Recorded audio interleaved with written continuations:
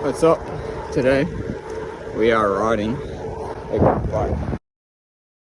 I don't know how well you can hear me. I'll probably voice over it if you can't hear me good at all. But we're already about an hour and a half into this ride before I've actually started filming. What the plan is today is to do a pretty big ride. If we get through the whole thing, it'll be the longest ride I've done.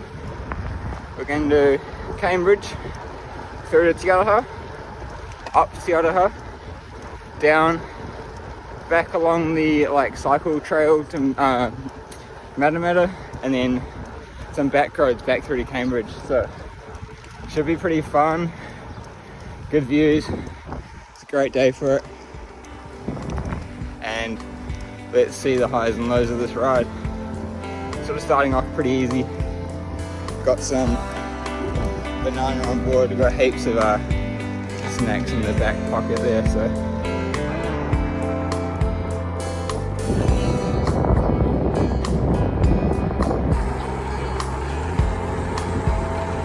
So you might notice this little light on my bike. That's just I'm not limited for daylight if it does go dark.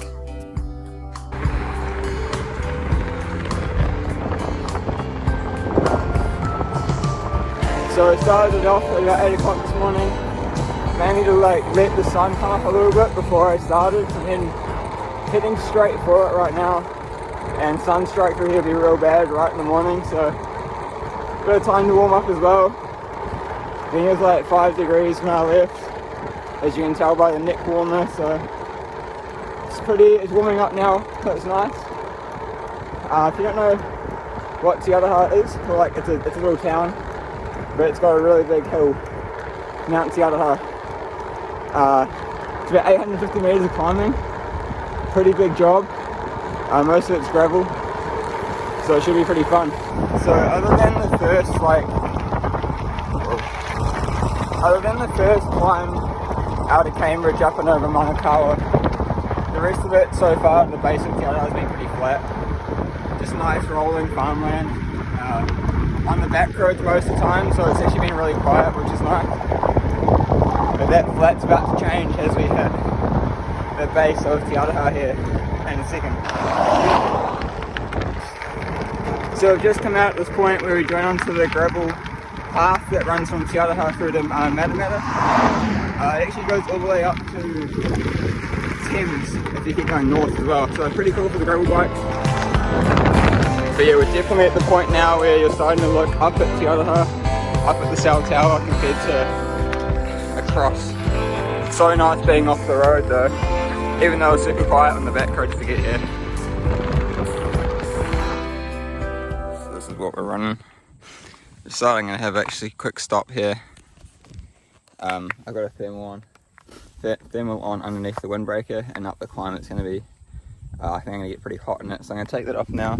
So I'm all set to go, so we can just go up the whole climb without having to stop, hopefully. But yeah, I'm about 2 hours in, 60 k's ish. I'm actually feeling really good. I feel so chill at the moment. I'm just cruising along, so hopefully that continues. Probably spoke too soon, but yeah, feeling good. Gonna keep the momentum going and enjoy the beautiful day.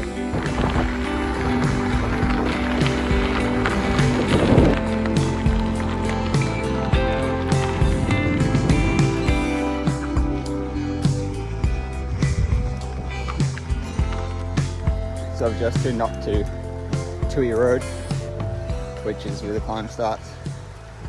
Didn't film anything going through Te Aroha. I kind of needed both my hands for little cars. Whew.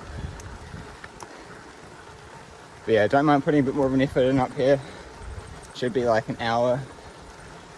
I've done it on an hour 15 on a pretty slow mountain bike, so hopefully on the gravel bike it'll be better. Oh, I'm puffing already, what the heck. Hopefully the gravel is good condition, because if it's super loose it'll be pretty hard, but we'll find out I suppose. Whew. And this is when the mountain bike helmet starts to make more sense. I actually just don't have a road helmet, which is why I'm wearing a mountain bike helmet. So the climb is 7k length total.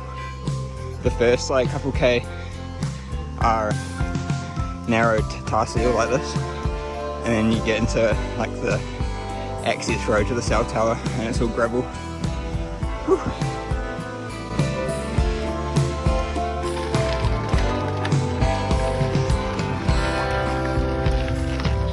Right, I said I didn't want to stop going up the climb. I was getting way too hot in that windbreaker, so took that off, got myself reset, but now we're back into it on the gravel. Not feeling too bad, pretty steep as I expected, but we're making good ground. Gravel's good so far, so that's a bonus. Still going. It's pretty steep through here.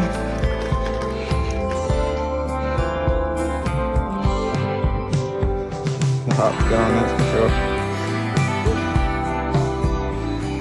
There's the tower.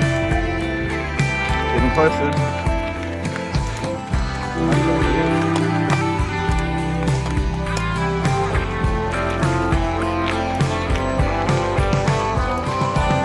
Working pretty hard, eh?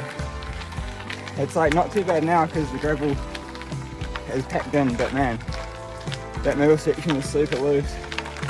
Couldn't really stand up. Keep chugging though. Do hard things regularly, and then hard things become regular. Whew. Getting closer. That view is mint. Working pretty hard though, not gonna lie. Low cadence too, I've been grinding. So we're about an hour, sorry not an hour, 50 minutes into the climb. Nearly at the top. Pretty hard 50 minutes of work though.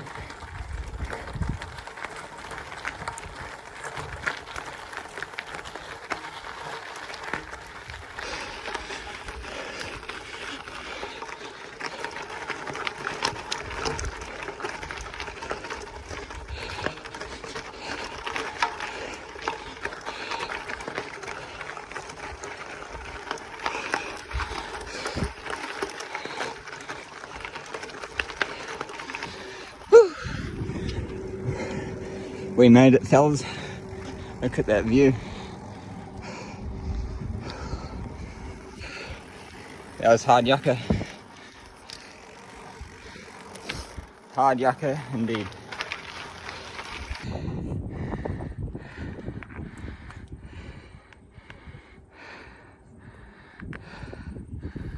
Pretty cool. Right in the distance over there you can actually see Mount Maunganui. As you can see, I sort of point to it there if you can't quite see it.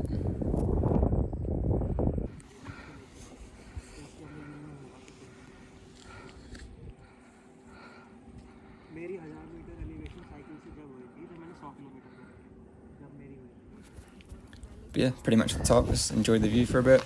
Had a little bit of food, put my windbreaker back on, got myself set to go back down the hill.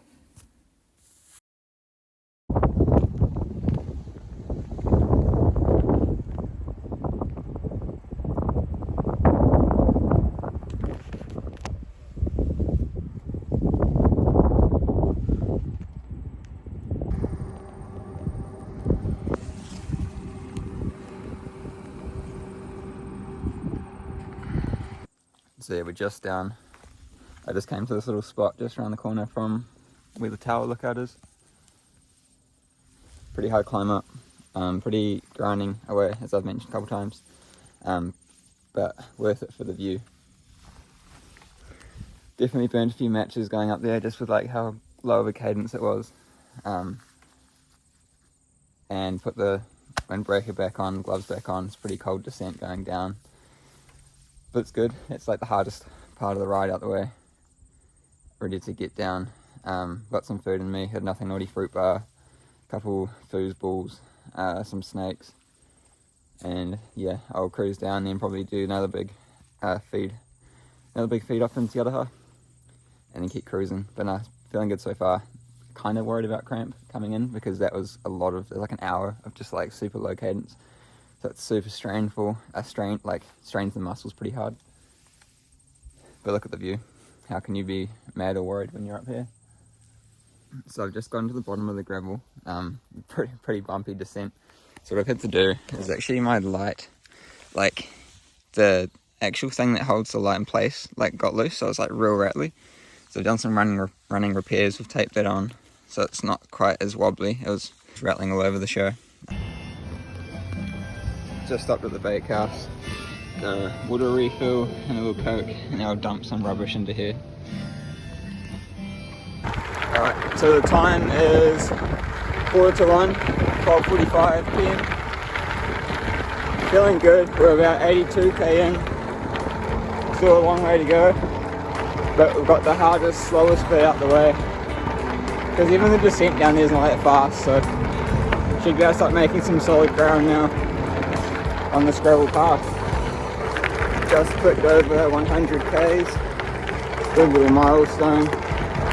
The last hour has literally just been this pretty flat, easy k's, farmland, not too much wind, which is nice.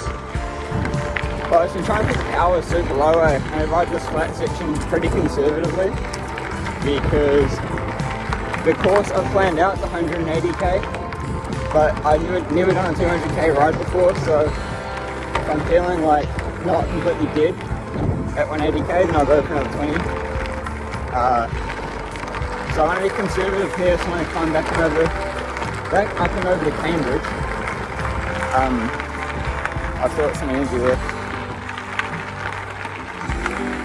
But yeah, heart rate's seeing a little bit higher than I would like to at the power that I'm putting out, but I think I just didn't take on enough fluid during that climb.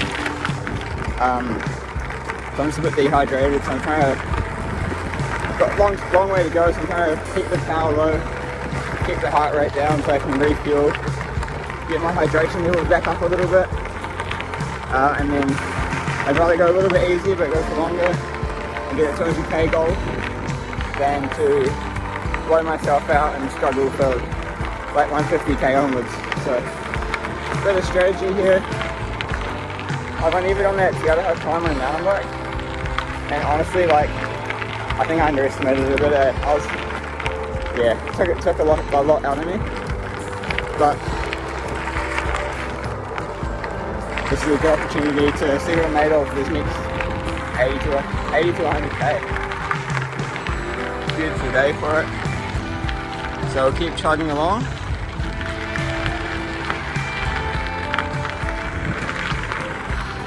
If you check out the elevation we've done, this we've got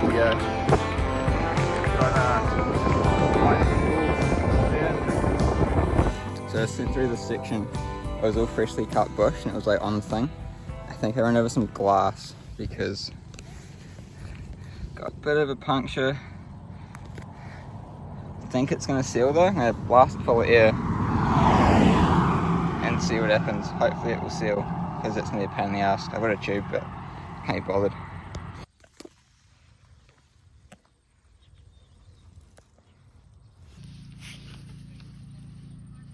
Give it a nudge. So I think I got lucky there. I blasted some air into it and it appears to be sealed. I'm not that convinced though, so I'm going to have to keep an eye on it, and might have to change a tube into there. Good chance to grab my banana anyway. But man, that's annoying. I just, didn't want to deal with that today, but I do have another spare tube in case it doesn't seal properly, but we'll just keep riding and see what happens, I suppose. Matamata, 115k in roughly. The tyre seems to be holding on, so that's good. I don't have complete faith in it though.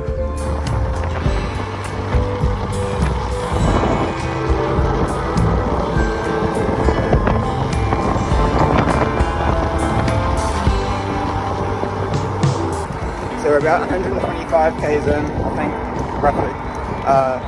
Cruising some back hills, heading back towards Cambridge from Matamata, like pretty rural way compared to even usual. A few more hills on this one. Phone battery's been low, so I probably won't film much from here on out. Sorry, I got to change gear there. Only thing really I think that will derail me is I can feel a tiny bit of cramp coming on. Had some ready salty chips, so hopefully that does the job. And some more electrolytes and just some more fuel. So a cramp or that tyre. So I guess just wait and see. Obviously try and manage both the best I can, but there are also sort of things that are up to fate at this point, so keep chugging along, enjoying the scenery.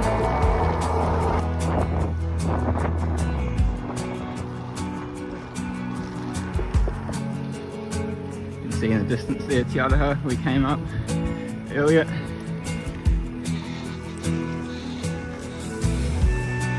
Bit of a climb here. What a day though.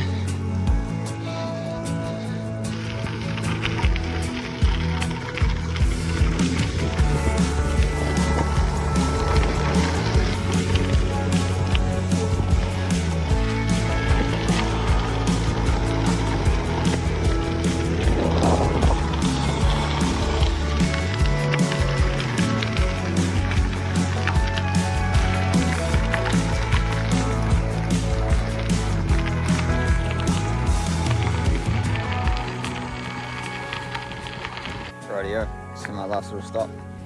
I put the light on so that's ready to use when we need to. Feels pretty stable, it's working good.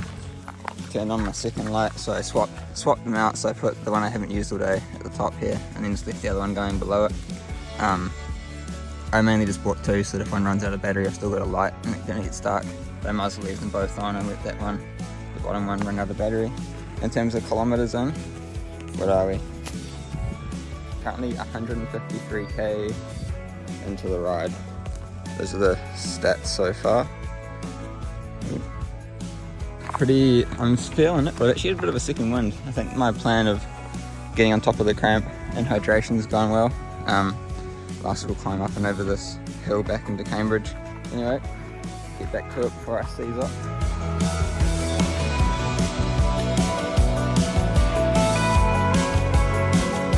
Right, 100 and just under 90 k's in. Decided to go for the full 200. It's been a long day, but we're almost there. So another 10 k's, and I can say I've ridden 200 kilometers on a gravel bike too, with gravel sections and gnarly climbs. So still 10 k's to go, but I've learned a lot about myself today. Enjoyed it. Yeah, nothing more to add on that one.